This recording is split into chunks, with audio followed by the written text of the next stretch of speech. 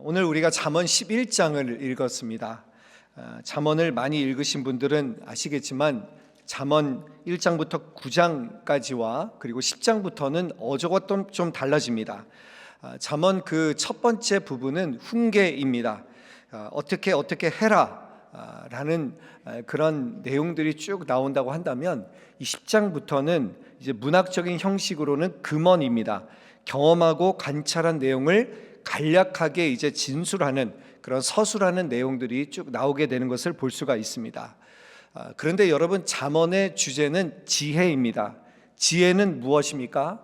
이 잠언에서 지혜는 여호와를 인정하고 여호와를 경외하는 것이다 말씀하고 있습니다.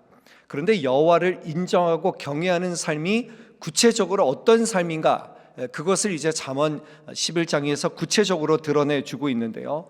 특별히 여러분 읽으면서 이렇게 알아채셨을지 모르겠지만 대조를 많이 하고 있습니다. 오늘 본문에서 속이는 저울과 공평한 추에 대해서 얘기를 하고, 교만과 겸손에 대해서 얘기를 하고, 정직한 자와 사악한 자를 이렇게 비교해서 대조하고 있는 것을 우리가 보게 됩니다. 자, 1절 말씀 한번 읽어볼까요? 1절 시작. 속이는 저울은 여호와께서 미워하시나 공평한 추는 그가 기뻐하시느니라. 무슨 말입니까? 정직하라고 하는 명령입니다. 특별히 인간은 이득을 취할 수만 있다면 유혹을 이겨내는 것이 쉽지가 않습니다. 저울과 추는 소비자 입장에서는 모르는 것이죠. 그 판매하는 입장에서, 주인 입장에서, 물건을 파는 상인 입장에서 보면 얼마든지 그것을 조작할 수가 있습니다. 누가 일부러 확인하지 않는데 얼마든지 그것을 속여서 이득을 얻을 수가 있는 것이죠. 그런데 다른 사람들은 다 속이는데 나 혼자서만 공평한 추를 쓰겠다고 한다면 다른 상인들의 견제도 들어올 것이고 손해도 감수해야 된다고 한다면 굳이 누가 공평한 추를 쓰려고 하겠다는 말입니까? 그러니까 이것은 생각보다 어려운 문제입니다. 그래서 요즘 세대를 보면 이 정직이라는 말이 우리 인간 사이에서는 듣기 힘든 말이 되어버렸습니다. 뉴스를 보면 정직한 사람의 소식들보다는 거짓말하고 사기를 치고 비싸게 팔고 남을 힘들게 하고, 우리의 본성이 정직보다는 거짓을 추구하는 삶이 아닌가라는 생각이 들 정도로 그렇게 정직이라는 말을 우리는 듣기가 쉽지가 않습니다. 여러분, 성경에도 보십시오. 거짓을 행한 사람들의 이야기가 많이 있습니다. 아니, 의인이라고 하는 아브라함도 자기 아내를 누이라고 속였고 다윗도 거짓말을 했습니다. 죄를 숨기기 위해서 그렇게 된다는 것이죠. 여러분은 어떻습니까? 지금까지 살면서 여러분 누군가를 속이지 않은 사람 혹시 있으십니까? 네, 아무도 없을 거예요. 아무도 없어요. 속이지 않는 사람은 아무도 없습니다. 그래서 어떤 생물학자는 인간을 거짓말을 안 하고 살 수 없는 존재다 이렇게 정의를 했습니다. 그래서 우리의 거짓말을 보면 일부러 하는 거짓말이 있고 마지못해서 하는 거짓말이 있고 나도 모르게 하는 거짓말을 하며 산다는 거예요. 그래서 모든 인간은 거짓말쟁이다. 여러분 동의하십니까? 그렇게 정의를 했어요. 그래서 부모님들의 자녀가 거짓말하면 그 부모는 이제 나중에 이 아이가 더 큰 거짓말을 할까봐 호되게 혼을 냅니다. 그래서 미국에서는 이제 아이가 막 거짓말해가지고 문제가 생기잖아요. 그러면 이 상담 심리 이제 사에게 아이를 데려가는데, 근데 어떤 이야기가 있어요. 그 아이를 이제 상담 심리학자에게 데리고 갔는데 그 상담 심리학자가 거짓말한 아이를 보면서 그 부모에게 이렇게 말을 했다고 합니다. 아이고 축하드립니다. 왜 그랬습니까? 이 아이가 머리가 비상하다는 거예요. 거짓말 했다는 것은 이미 그 상황 파악을 다 마치고 그것을 뒤집어서 나에게 유리하게 만든 거니까. 그 자녀가 거짓말을 했다는 것은 머리가 좋다라는 거 아닙니까? 그러면서 이 부모에게 축하한다는 말을 했다라는 거예요. 특별히 부모가 무서우면 무서울수록 거짓말을 많이 한다라는 통계가 있습니다. 너무 무서우니까 두뇌 회전이 빨라지는 거예요. 그 위기를 모면해야 되니까 거짓말 하는 것을 나쁘게만 받아들이지 말라고 이렇게 얘기하시는 분들도 있습니다. 여러분, 거짓말은 삶의 일부다. 삶의 현실이다. 여러분 혹시 이렇게 믿고 살아가시는 것 아닙니까? 그런데 오늘 본문에 보시면 분명히 뭐라고 말씀하셨습니까? 우리 1절 말씀 다시 한번 읽어볼까요? 1절 시작. 속이는 저울은 여호와께서 미워하시나 공평한 추는 그가 기뻐하시느니라. 뭐라고 그랬습니까? 속이는 저울을 여호와께서 미워하신대요. 여러분, 여기서 우리는 고민이 생기는 거예요.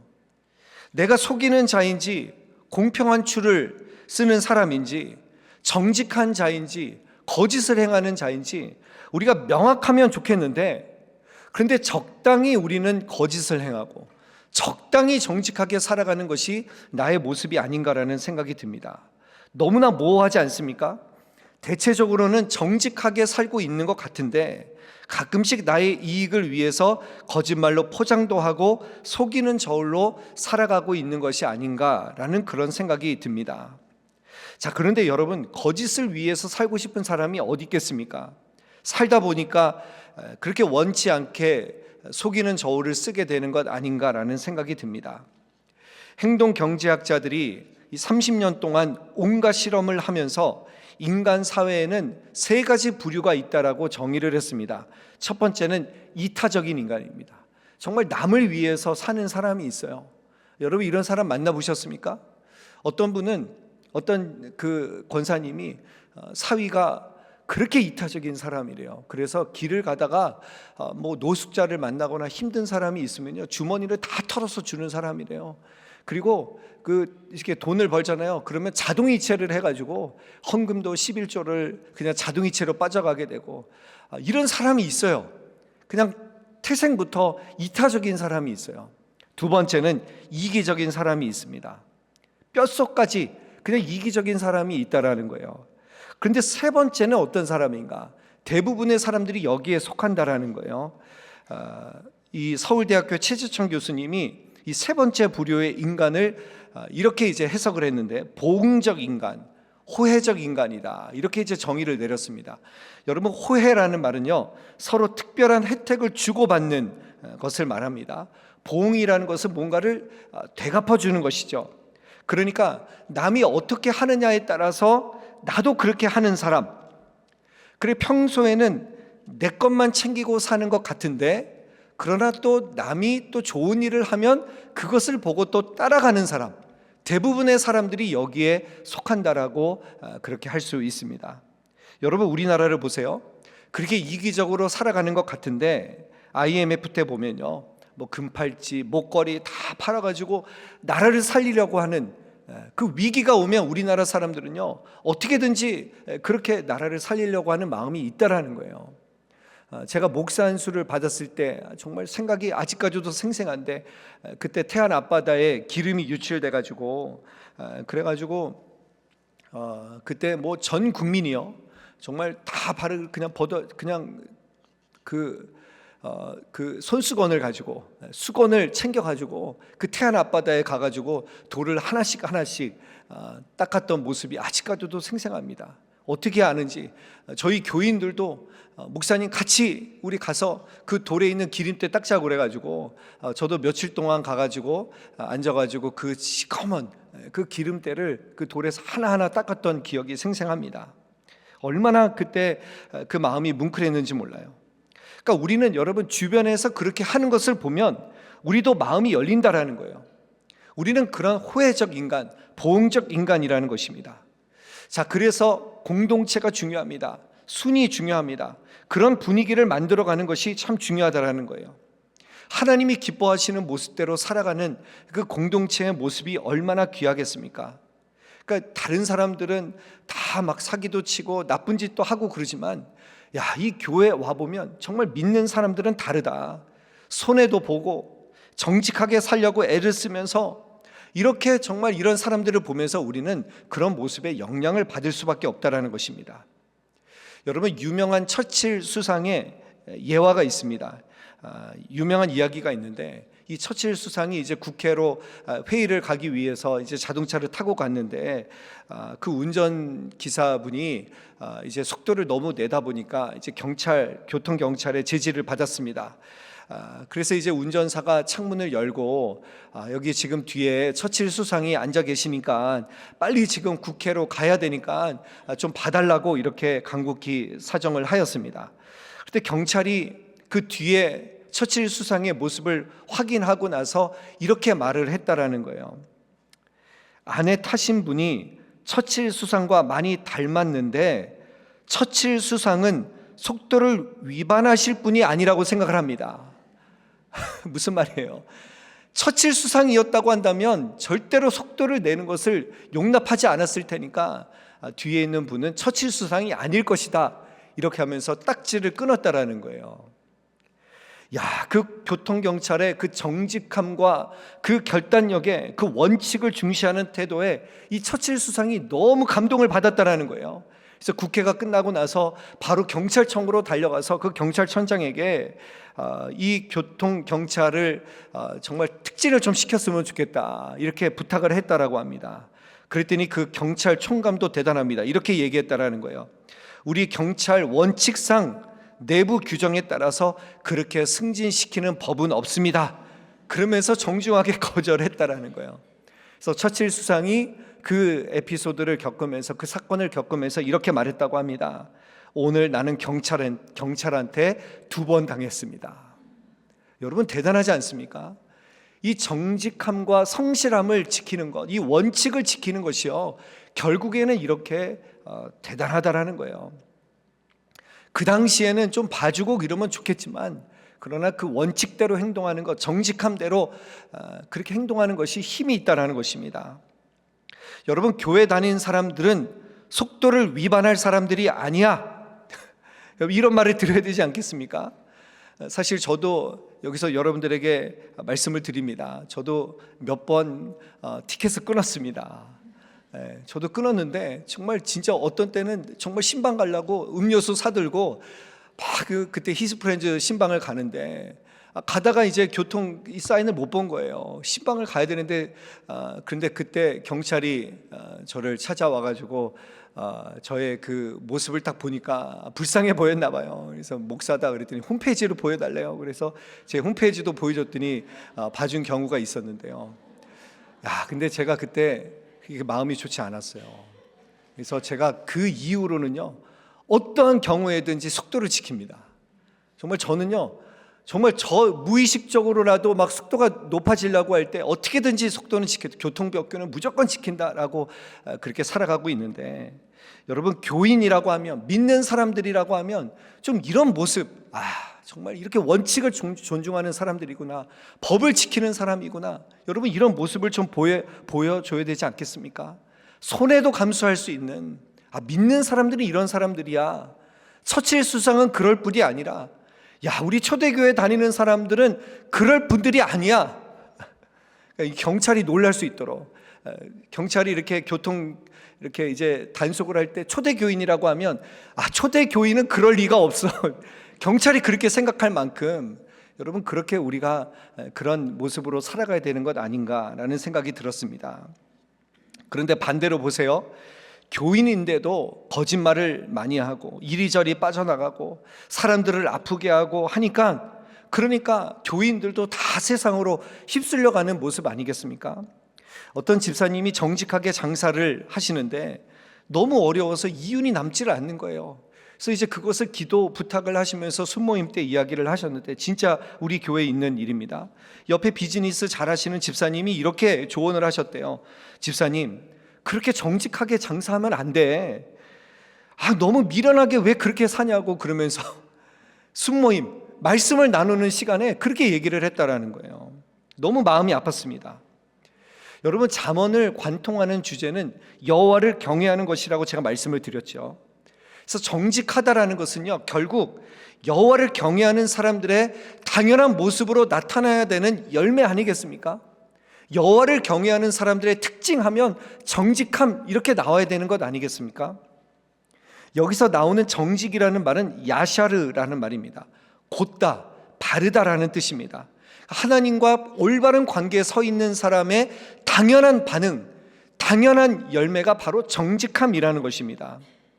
제가 오늘 1:1 양육자 훈련을 준비하다가 하나님의 속성에 대해서 공부를 하는데, 하나님의 중요한 속성 중에 하나가 공의의 하나님입니다. 정의로우신 하나님, 체데크라는 말입니다. 이것이 하나님의 성품인데, 여러분, 하나님의 성품에는 두 가지 특성이 있습니다.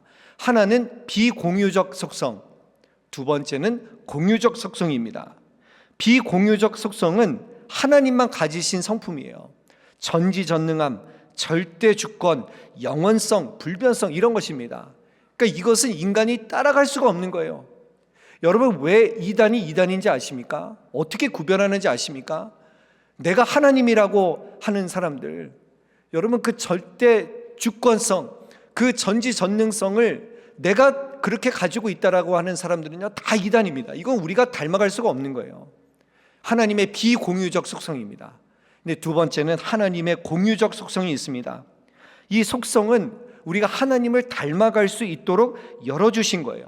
하나님이 공의로우신 분이니까 우리도 그렇게 그 공의롭게, 의롭게 살아갈 수 있도록 닮아가도록 하나님이 자기 자신을 보여주신 것이죠.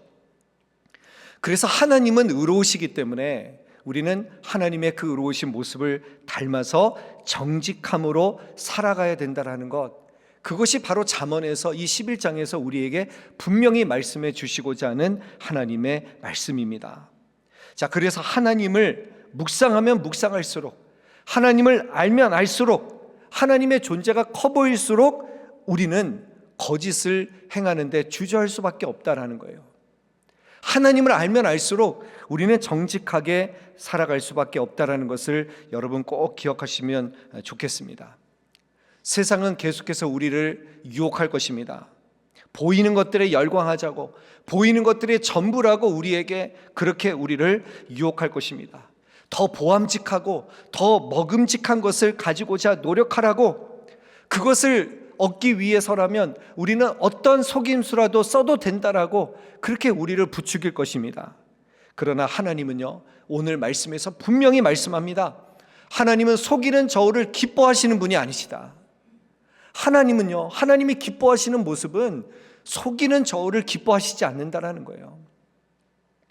여러분, 그래서 신앙생활은 보이는 것과 보이지 않는 것과의 싸움입니다.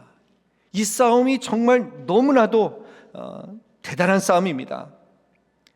여러분, 보이지 않는 것, 하나님 보이지 않는데 어떻게 보이는 것과의 싸움에서 우리가 하나님을 택할 수 있겠습니까?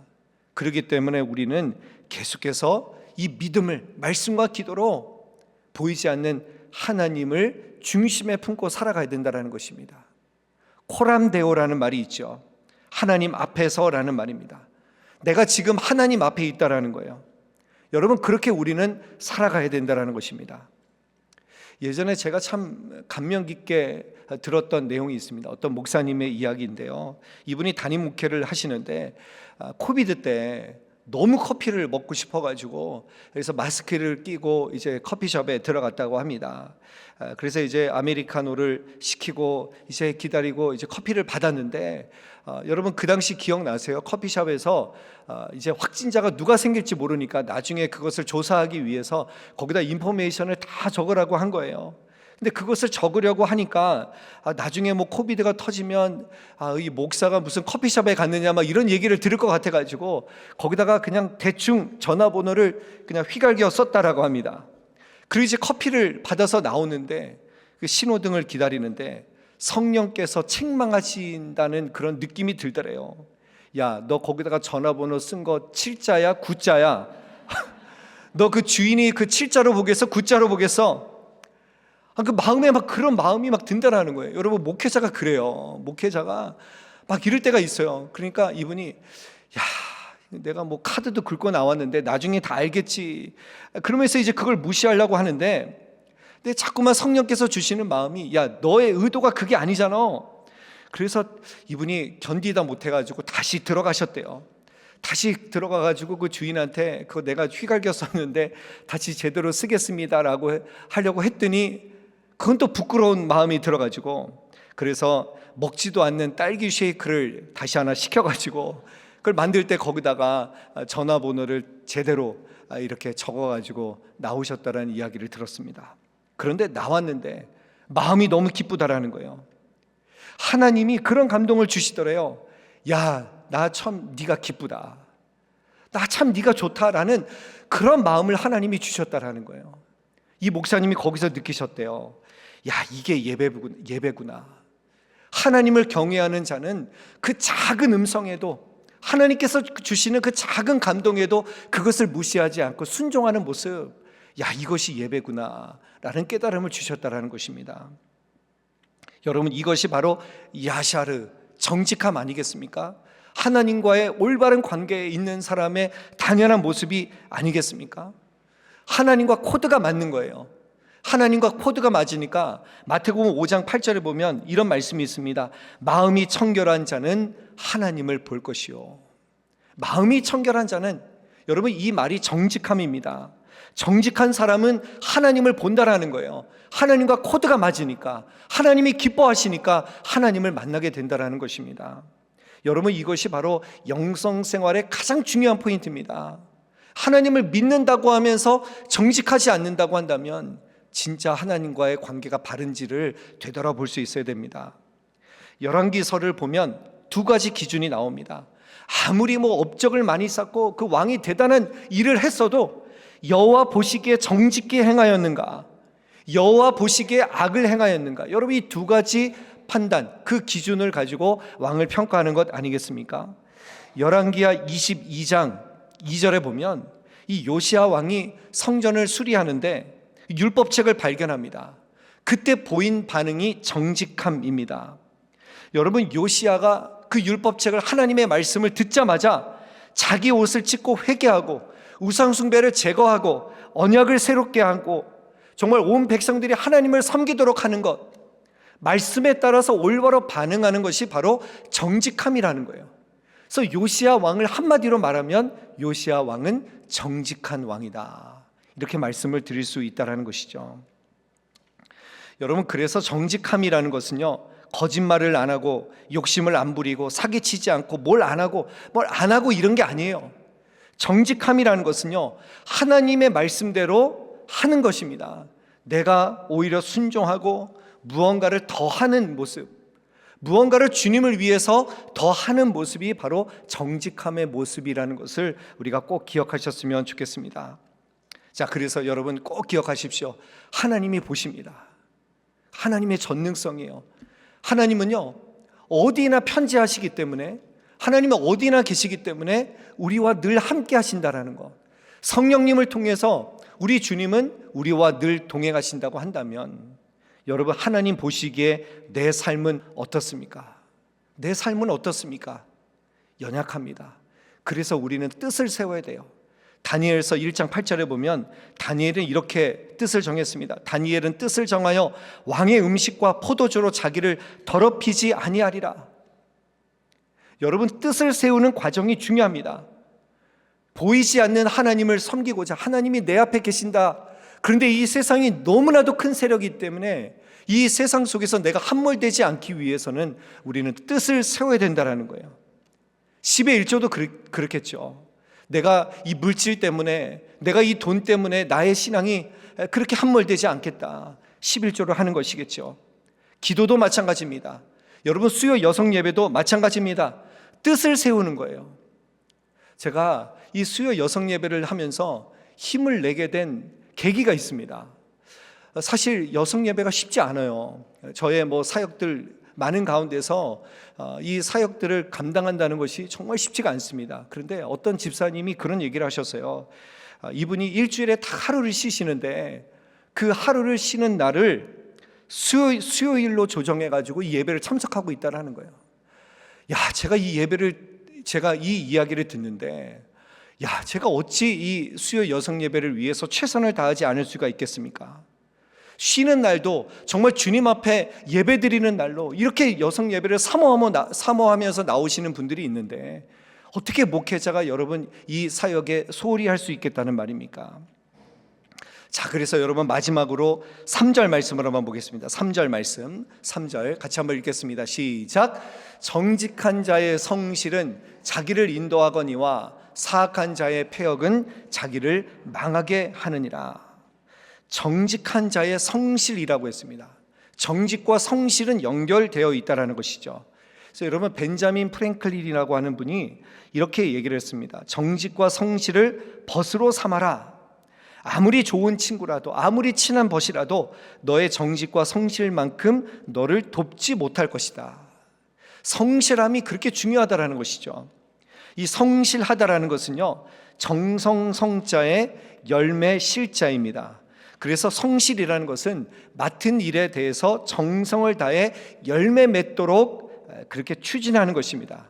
그래서 여러분, 정직한 길을 끝까지 가도록 그 추진하는 것이 바로 이 성실함이라는 것을 여러분 꼭 기억하시기를 바랍니다. 성실하셔야 돼요. 기도도 그렇습니다. 여러분, 한 번, 두 번 하면서 막 응답이 없으니까, 그러니까 이제 거기서 포기하시는 분들이 있어요. 새벽 예배도 특별 새벽 기도 40일 작정을 했어요. 나 해보겠습니다. 그런데 한 번, 두 번 나오다 보니까 뭐 그렇게 달라지는 것도 없고 그렇게 뭐 별로 좋은 것도 없으니까 중간에 포기하시는 분들이 있는데, 성실한 사람은 어떤 사람인가? 하나님과의 바른 관계에 있어서 정직함이 회복되고 성실함으로 나아가는 사람은요, 한 번, 두 번 계속해서 횟수를 늘려가는 사람이에요. 반응이 없어도, 응답이 없어도 하나님을 바라보니까 그 횟수를 늘려가는 사람이 바로 성실한 사람입니다. 우리 한국 사람은 특별히 감정적이라서 그런지 감정에 따라서 결정을 너무나도 많이 바꿉니다. 기부한다고 했다가 취소해버리고, 이제 제자훈련 시작하는데, 여러분, 제자훈련도 막 이제 시작한다고 뭐 순장한테 추천서 받고 했다가 이거 하다 보니까 이거 아니겠다 싶어가지고 취소하시는 분들도 있습니다. 이것이 우리의 모습이라는 거예요. 그러나 시작했으면 끝까지 내가 성실하게 가고 있는가? 정직과 성실은 연결되어 있다는 것을 여러분 꼭 기억하시기를 바랍니다. 예배도 마찬가지입니다. 여러분, 하나님께 드리기로 한 이 예배의 시간 성실함으로 지켜나갈 수 있게 되기를 간절히 바랍니다. 말씀을 이제 준비하다가 말씀 구절이 하나가 생각이 났는데요, 시편 25편 14절 15절 말씀입니다. 우리 자막은 준비되지 않았는데 제가 여러분들에게 읽어드리겠습니다. 여호와의 친밀하심이 그를 경외하는 자들에게 있으며, 여호와의 친밀하심이 그를 경외하는 자들에게 있대요. 그의 언약을 그들에게 보이시리로다. 내 눈이 항상 여호와를 바라봄은 내 발을 그물에서 벗어나게 하실 것이미로다. 이 시편 기자는 항상 여호와를 바라본다라는 거예요. 내가 항상 하나님 앞에 있다. 어디에 있든지 나는 항상 하나님을 바라본다라는 거예요. 여러분, 요셉이 생각이 났습니다. 주인집 여인을 통해서 얼마나 달콤한 제안을 받았겠습니까? 인간의 눈으로 보면 대박 사건입니다. 육안으로 보면 이 주인집 여인이 얼마나 피부 관리를 잘했겠습니까? 이 사람이 얼마나 비단으로 칭칭 감았겠습니까? 그러니까 요셉이 하도 하다 안 되니까 도망가지 않습니까? 요셉은 거절합니다. 왜 거절합니까? 항상 하나님을 바라보니까 그래요. 항상 하나님을 의식하니까 그래요. 여호와와 친밀한 관계 가운데 있으니까 그 유혹을 이겨낼 수 있는 힘이 생기더라는 것입니다. 자, 그렇게 해서 요셉은 감옥에 갇히게 됩니다. 근데 감옥에서 어떤 역사가 일어납니까? 감옥에서도 성실합니다. 감옥에서도 성실하니까 그 간수장에게 인정을 받는 것 아니겠습니까? 여러분, 요셉의 모습을 보면 우리가 어떤 모습으로 살아가야 될지, 하나님을 정말 의식하고 하나님을 항상 바라보는 자는요, 그렇게 감옥에 갇히더라도 성실한 모습으로 살아가게 된다는 것을 우리 모두가 꼭 기억하셨으면 좋겠습니다. 말씀을 정리합니다. 보이는 것과 보이지 않는 것과의 싸움입니다. 여러분, 내 눈앞에 있는 그것이 이익이 커 보일지라도 내가 하나님과의 바른 관계에 있는 사람이라면, 하나님을 내가 경외하고 하나님을 인정하는 사람이라고 한다면, 하나님 앞에서 늘 하나님을 바라보는 사람으로, 하나님과 친밀한 사람으로 그 유혹을 능히 이겨나갈 수 있게 되기를 간절히 바랍니다. 그래서 여러분, 이 두 가지를 기억하십시오. 요시야 왕처럼 여호와 보시기에 정직하게 행하고 있는가? 내 삶의 기준이 그래야 돼요. 내가 정말 하나님 보실 때 정직하게 행하고 있는가? 그리고 두 번째, 다니엘처럼 뜻을 정하여서 그렇게 정직과 성실로 요새처럼 하나님을 항상 친밀히 바라볼 수 있는 저와 여러분들의 귀한 믿음의 삶 되시기를 주님의 이름으로 간절히 축원합니다. 아멘.